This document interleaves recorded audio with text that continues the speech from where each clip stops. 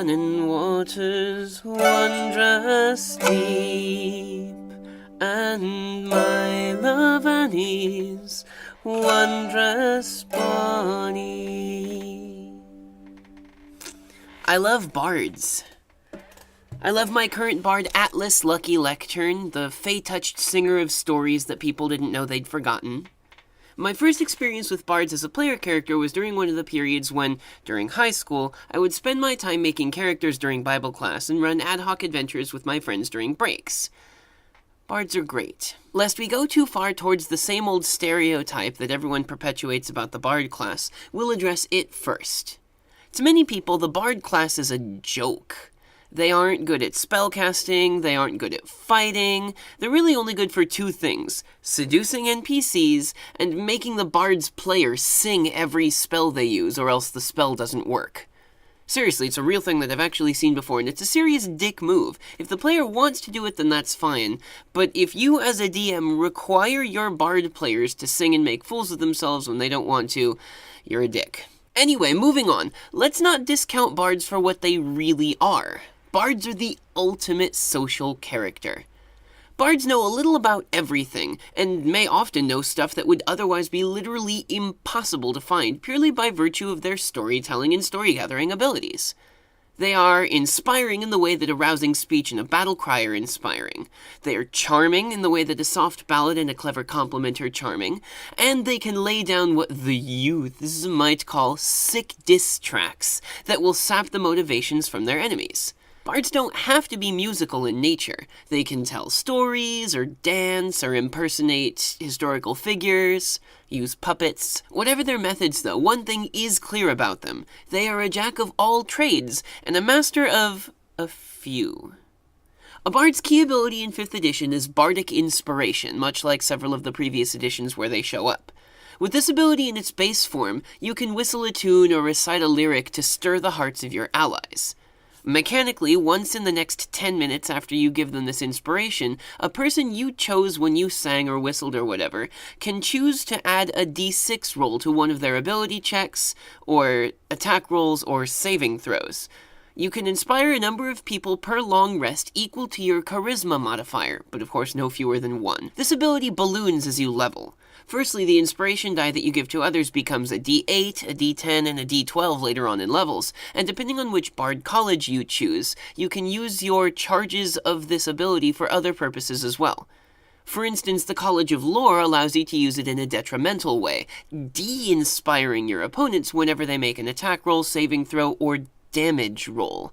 This is actually different from normal inspiration because you can use it to literally reduce the amount of damage an attack does to an ally, or even yourself. Many people miss that little detail. Normal inspiration, you only put it towards your allies' attack roll, saving throw, or ability check, but here you can actually roll your d6 and have it detract from the opponent's damage dice, which I think is pretty cool. The other key ability that bards share is Jack of all trades, which allows you to add half of your proficiency modifier to any ability check with which you are not already proficient.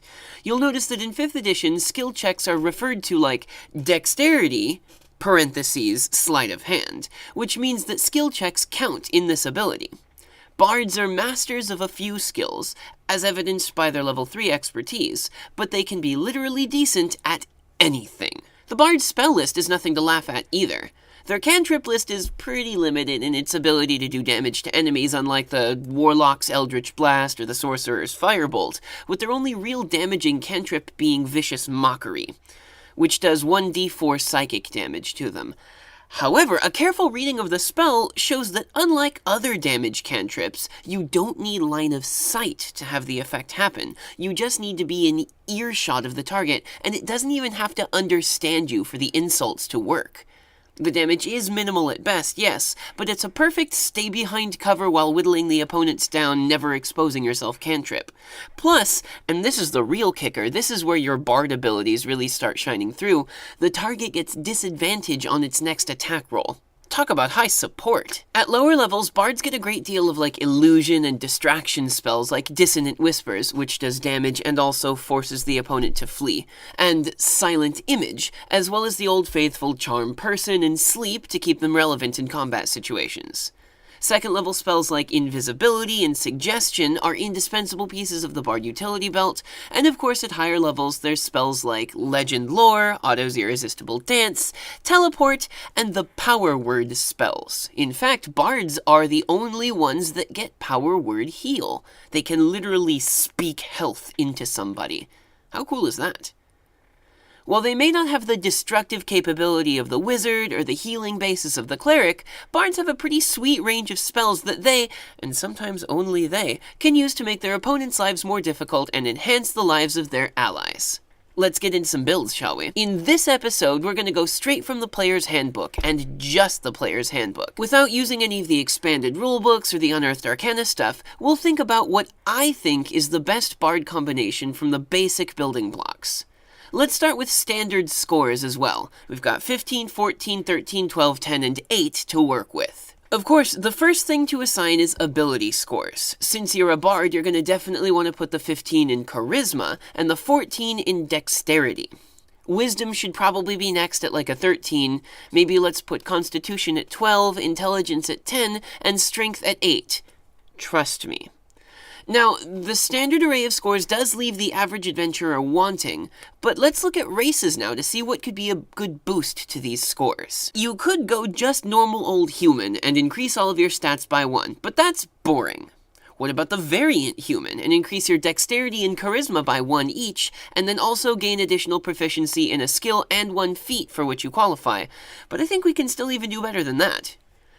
Drow have a pretty good set of ability modifiers with +2 dexterity and +1 charisma, but they probably wouldn't make for the best of bards because of their general dislike of other people and their vulnerabilities to sunlight. Lightfoot halflings, however, have the same bonuses with none of the drawbacks. Plus, halflings have that racial ability Lucky, which allows them to automatically re-roll any 1 on an attack roll, ability check, or saving throw, but then they have to take the new result. This sounds like something that the chaotic, capricious nature of a bard would exactly like. But I've got one choice that I think is even better. The half-elf. Their +2 bonus to charisma and +1 bonus to 2 other abilities is pretty good looking, but they also gain many of the bonuses that elves gain, like the resistance to charming and the immunity to magical sleep. If there's one thing that bards should be good at, it's getting others to do what they want, while avoiding that same fate befalling them. So let's go ahead and choose half-elf as the race, and adjust the scores. Strictly mechanically, it's obviously better to increase the odd-numbered scores first, because that pushes the score into the next bracket, which gives you a higher bonus. So we'll increase wisdom to 14, and then the second increase we can look forward to getting better perception in the future, and let's put it into intelligence. Let's fill out the abilities given to us now by being a half-elf. We've got Speed 30, Dark Vision to 60 feet, Fey Ancestry, which is the thing that allows you to be resistant to charm and immune to magical sleep, and we get to choose 2 skills with which we are proficient. So let's segue into skills after we discuss what extra language we get besides Common and Elven. Really, the language choice should reflect what kind of stories or songs your bard tells. Are you more of like a sit in a bar with your tankard and swing it back and forth and sing about the cool fist fights that the fighters get into? Maybe take something like Dwarven. They've got some pretty good bar fighting, tankard swinging songs. What if you want to talk about the high magic and elegance of the great wizards that your party has fought, and you want to make it sound like your party is just as elegant as them? Well, in that case, something like Draconic might work pretty well. It is the language of magic, after all. Realistically, though, just talk with your GM. What do you think would be the best languages for my half-elven bard to know in this world? Obviously, your world will be different from the world that I have, which is different from the world that any other person has got, so make sure with your GM. Bards end up with a crazy amount of skills in which they are proficient. Being a half-elf only adds to the plenty, and it is delicious. We'll end up with between like 5 and 7 skills that we're proficient with at level 1, so let's think about them now. We have 5 to take, 2 from being a half-elf, and 3 from being a bard. So for the half-elf, let's take acrobatics and performance for the first 2 that we get, and come back to the others later. You may cry foul here, as the entertainer background, which seems like it's perfect for a bard, gives you those 2 skills already. Why wouldn't a bard take that background? Well, hold your horses and I'll tell you. The entertainer background gives you those 2 skills, plus proficiency in a musical instrument and a disguise kit. In addition, you get a musical instrument and some trinkets and gold. Bards, however, automatically get proficiency with 3 musical instruments, plus an instrument to take with them. This doubling up of things that you get from this thing is annoying, but the main thing this background gives you is the by popular demand feature, which allows you to go to any place where there are people and play some songs in exchange for decent food and lodging for the night, and then people who saw you perform once will take a liking to you. This feature is great if you are alone and don't need to feed and house your entire party as well. I can definitely see the bartender getting behind giving you room and board, because obviously you being there brings in customers for his business, which gets him more gold. He can afford to make that investment. But I don't see any reason why he would feel obligated to put up your entire party of adventurers as well. Furthermore, people who see you perform taking a liking to you is a nice addition, but as a bard you should be making people like you all the time even without this feature. No, I have a better suggestion than entertainer. Choose the sage background and make your specialty researcher. This background gives you arcana and history for free, both skills which are highly useful for the bard. History is the bard's best friend. It gives them insight into the local area, a la Knowledge Local like it used to back in 3 and 3.5. It gives you ideas about things that happened of historical or political significance. Look at that, that's another set of skills. That's Knowledge Politics and Knowledge History. Fantastic. And it gives you snippets of knowledge that many people will have forgotten. It's a source of information which is invaluable for the bards.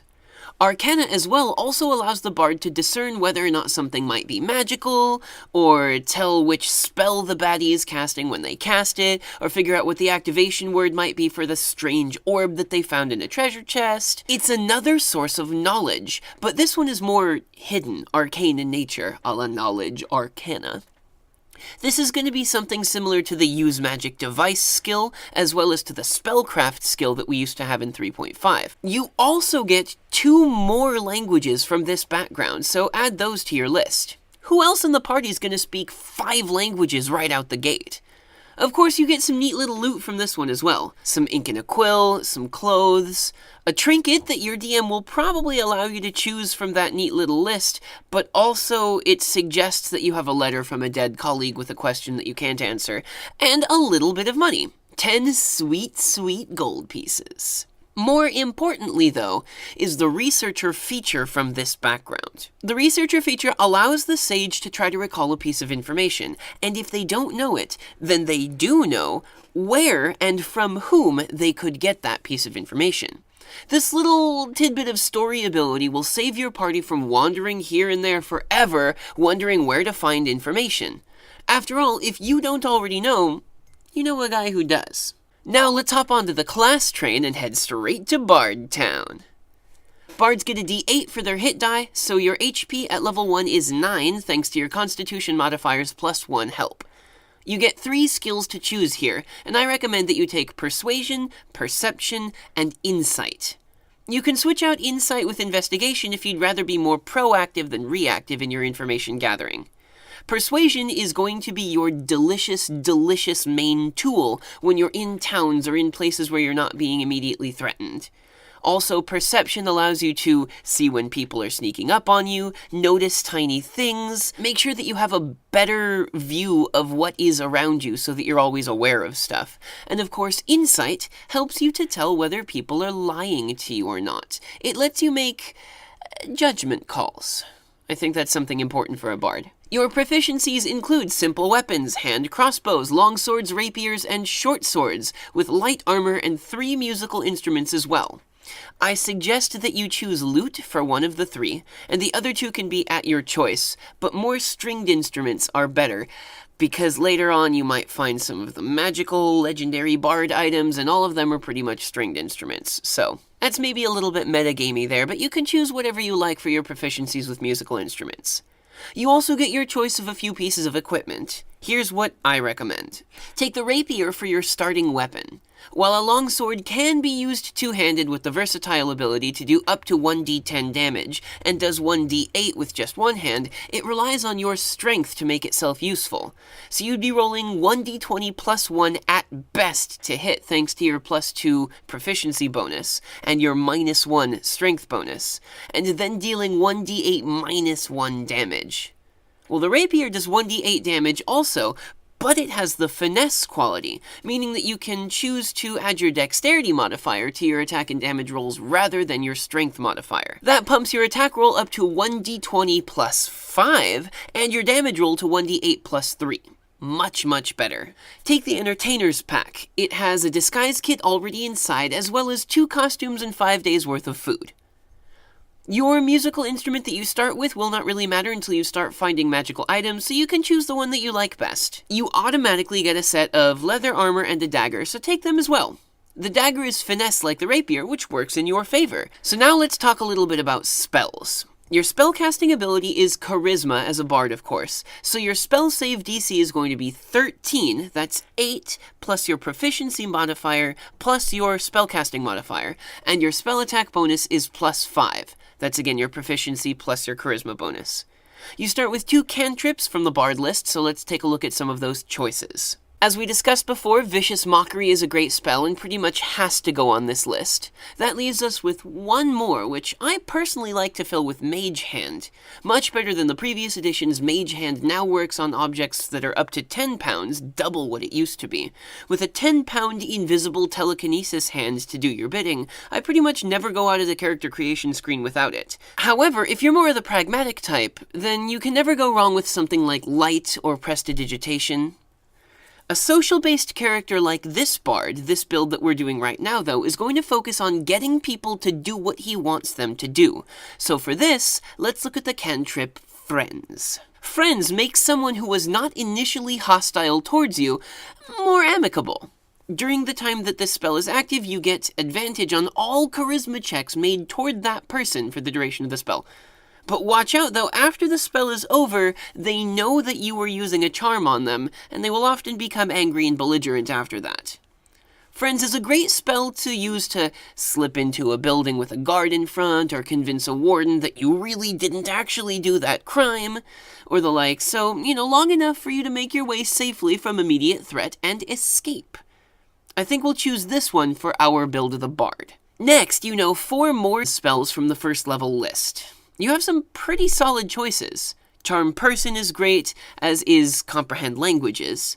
I don't know how many times knowing what everything in the area is saying has saved my party's butts in times of great distress. If you are expected to be the only support in the group, then Cure Wounds might be a good idea, but if you've got a druid or a cleric, they'll probably take it, so maybe not that important. You've got Detect Magic and Disguise Self, which are literally never the wrong decision in any situation. Heroism is a great regeneration spell that, at low levels, is insanely good. Disregarding the almost negligible effect of the fact that you won't be able to be scared during the duration of this spell, the target of this spell also gains a number of HP equal to your spellcasting modifier. Your spellcasting ability modifier, so Charisma, which will be 3 for you right now at the beginning of each of its turns. At low levels, that is insane. That's so good. Now, be careful though, once the spell is over, those temporary HP will disappear, so do what you can for that. Of course, Sleep is a great crowd control spell that works like wonders if your dice like you that day. I think we're going to take Charm Person, Heroism, Sleep, and Comprehend Languages. If you're really sure you need to do more healing, maybe switch out Sleep for Cure Wounds. As a bard, you also have the Ritual spellcasting ability, and can cast any spell that you know that has the Ritual tag just by spending 10 minutes for that spell. It doesn't cost you a spell to cast, which is nice. The only one that you have right now is Comprehend Languages, but that's really useful. So you can use your musical instrument as your spellcasting focus as well, and that means that any spells that have non-gold cost-related components can be cast while ignoring those components. You can just have your mandolin out, and then that does the things that would normally be represented by some bat guano and a piece of wire or whatever it is. Like we mentioned before, the crucial seal the deal ability is Bardic Inspiration. You get to do it 3 times a day with your Charisma bonus of +3, but you better believe that we're going to be bumping that up pretty soon. For a few levels, you'll only get 3 a day, sure, but at level 5 they start to recharge during a short rest as well. Better be laying on that inspiration. The die that you get also levels up, so make sure that you use this ability. Paulton from Dice Camera Action and Scanlan from Critical Role often forget about this ability, but when they do use it, it is awesome. So let's fill in the rest of the blanks on this sheet. You've got proficiency bonus at level 1, which is +2. Your initiative is +4 because it's a dexterity check, which means that your proficiency dice goes into it. Your hit die is a d8, and you have 1 of them at present. Your passive perception is 15, if your DM is using it. So you're ready to start playing with your brilliant bard now. At level 1, Bardman has enough melee capability to fill the role of a fighter for damage, though not certainly for tanking. Your mighty 9 HP is good, but not super good. He has magic that'll make him a valuable asset for the party in the range of crowd control with sleep, and he has support with heroism and bardic inspiration, plus he's the main source of information and social grace in the party with friends, charm person, and a high charisma with persuasion proficiency. In addition, what information he doesn't know, he can get. So let's look at a few of the things that'll happen now for the next several levels. At level 2, you gain the Jack of all trades ability, so you can essentially just add +1 to all of the roles with which you are not proficient, thanks to your knowing kind of a little bit about everything. Mechanics-wise, it allows you to add half of your proficiency bonus to any skill check or ability check with which you are not already proficient. Since you've got +2 right now, that'll be adding +1 to pretty much everything. You'll also get the Song of Rest ability, which will allow you to add an extra d6 to any hit points that anyone in your party regains during a short rest, be it magical or natural in nature. If somebody patches themselves up with a healer's kit and they gain an HP out of it, you can play the thing and they'll gain an extra d6. It's pretty useful. Make sure to keep it in mind because it could mean the difference between leaving alive and losing that life. You also gain a new first level spell and another first level spell slot. If you've been out dungeoneering to get that XP, you might know the kind of thing that your party needs most to fulfill a role that you haven't got in your party or whatever, but I recommend getting Thunder Wave as a measure of both crowd control and emergency egress from being surrounded. It damages all creatures around you in a 15-foot cube, which is just the easy way of saying all spaces adjacent to the one that you're in, with a pretty significant amount of damage, and also it pushes them backwards by 10 feet. There's plenty enough to secure escape from an otherwise pretty hairy situation. Furthermore, don't forget to roll your new hit die and add that much plus your Constitution modifier to your maximum HP. Since we're doing this one as a generic, I'll use the average roll of 5 and then add my con bonus to get a total of 6. Level 3 is where the bard really starts to shine. You get to choose a bard college from the 2 choices available in the book, the College of Lore, which specializes in stories, information, and magic, or the College of Valor, which specializes in fighting, courage, and rousing speeches. For this video, we're going to go lore so that we can make the best use of inspiration and also get some pretty other sweet benefits that make other people do what you want them to do. Firstly, you get expertise. Choose 2 of the skills that you already have and double your proficiency modifier with those skills. If you ask me, I'd go with performance and persuasion. Both of them can be used to great effects. Performance can create a distraction that draws the rapt attention of the intended audience so strongly that your allies have advantage on stealth checks around that audience, for instance. It also is used for if you're trying to pretend like you are somebody else and have to imitate them. And persuasion can potentially diffuse tense situation caused by your more brash teammates, just as well as it can convince a barkeep to let your entire party have the only open room for the night ahead of the other patron who's requested it, if there's a little bit of gold involved for him. Next, choosing the Lore College means that you get proficiency with 3 more skills. Remember when I said that you got a stupid number of skills? Yeah, I wasn't joking. So of course by now you'll definitely know more about your world and the kind of things that you're likely to need in it. Make your choices wisely. I recommend Deception, Stealth, and Sleight of Hand. You're likely to start going into some more dangerous and hairy places by now, with smarter things guarding them, which means that traps will probably become more frequent, and that would mean that Sleight of Hand will be useful for disarming them. You've also got your Perception for noticing traps, and if you took Investigation instead of Insight, then you can proactively look for them as well. Stealth is pretty much never a bad idea to have as someone who's not exactly made of steel.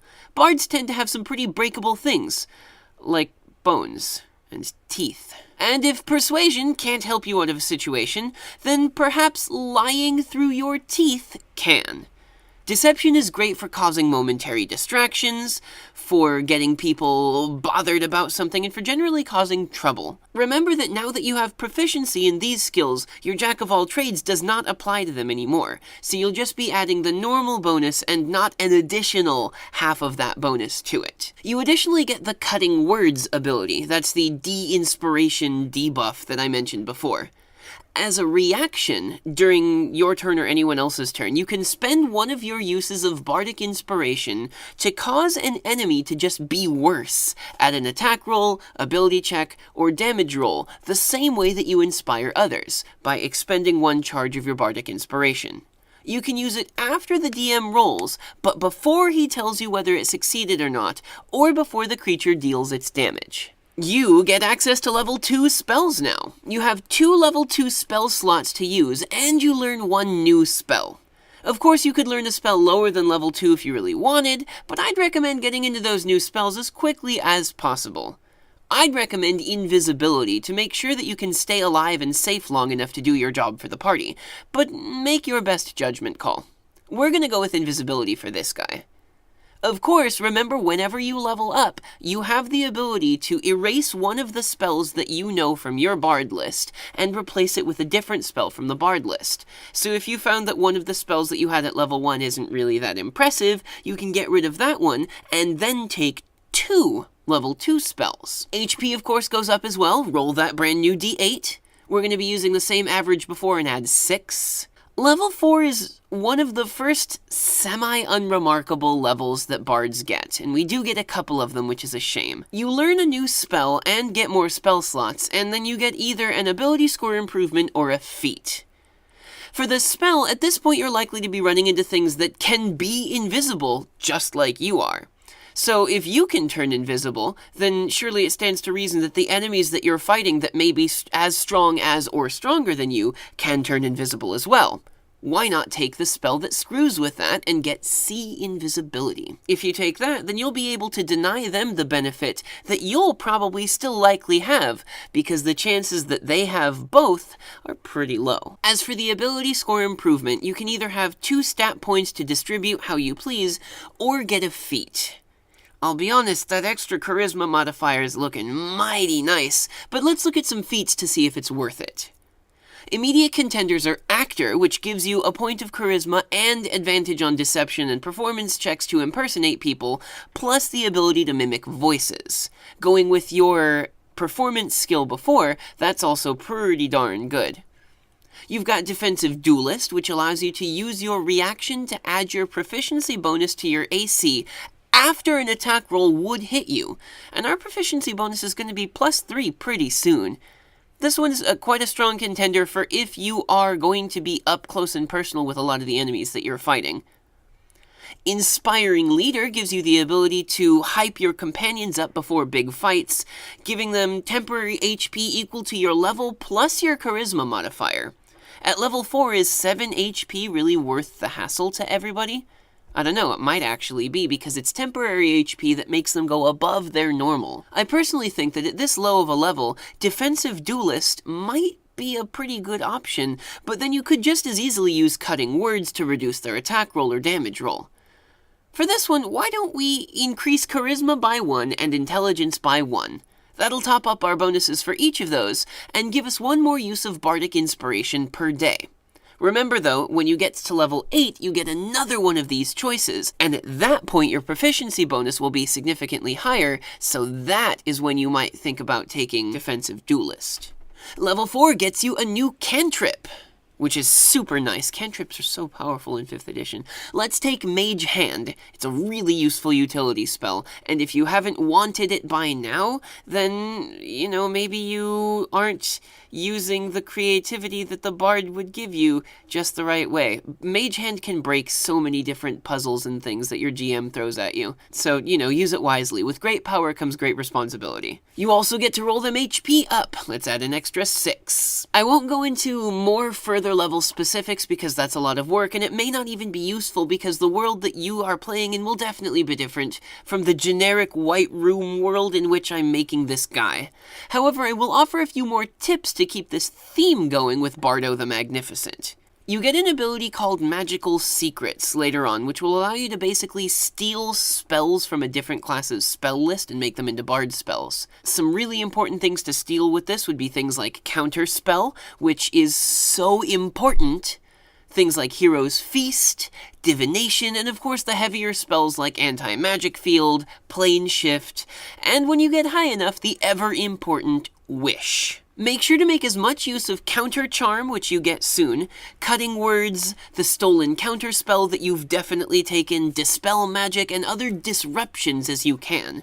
Your party will come to rely on you to run interference against the terrible magics that the stronger and stronger foes will have. Of course, Counter Charm is a great ability because it allows you to take an action to play a little ditty for a little bit, and then all of your allies gain advantage against charm effects, fear effects, mind-altering effects like that one during the time that you're playing this song. So if you're dealing with a Mind Flayer or a dragon or some other junk like that, this would be the way to go. It may not sound like much, but I have to reiterate this again. The extra healing from Song of Rest during a short rest will make all the difference. Your pretty much ultimate goal of a level 20 bard will be that you've built this class the way exactly that you want it, stealing spells from other classes every few levels, increasing your charisma to level 20 as early as possible. You'll have spells like Legend Lore and Scrying available when you get to like level 9, which is, they're so good, so that when you are tasked to find an important thing or person or whatever,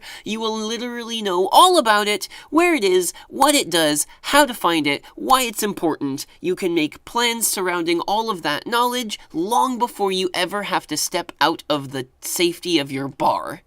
Plus, you'll obviously have stolen Wish by that time, and in 5th edition big spells like that don't cost any XP anymore like they used to, so cast Wish every day. It's not like you're gonna lose anything from it. Also remember, this one is very important. At level 5, you regain all of your Bardic Inspiration uses each short rest.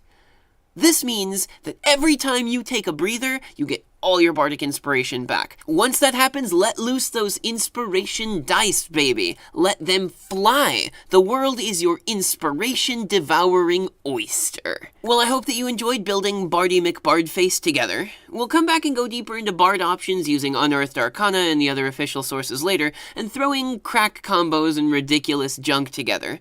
But next episode is going to be about clerics. Followers of some deity or another, they've got the faith thing going on for them. After that, though, which class would you like me to look at then? Come tell me in the Discord channel, where there's a special sub-channel now just for this kind of suggestion. If you like this discussion and appreciate the sort of in-depth look at character building, you can support me by dropping over to my Patreon link and making a donation there. You'll also find the character sheets for Bardfrid Lord Bardison on the Patreon as well, but you don't need to donate to get your hands on those. They'll just be a free download. Thank you guys very much, my dear friends, and happy rolling.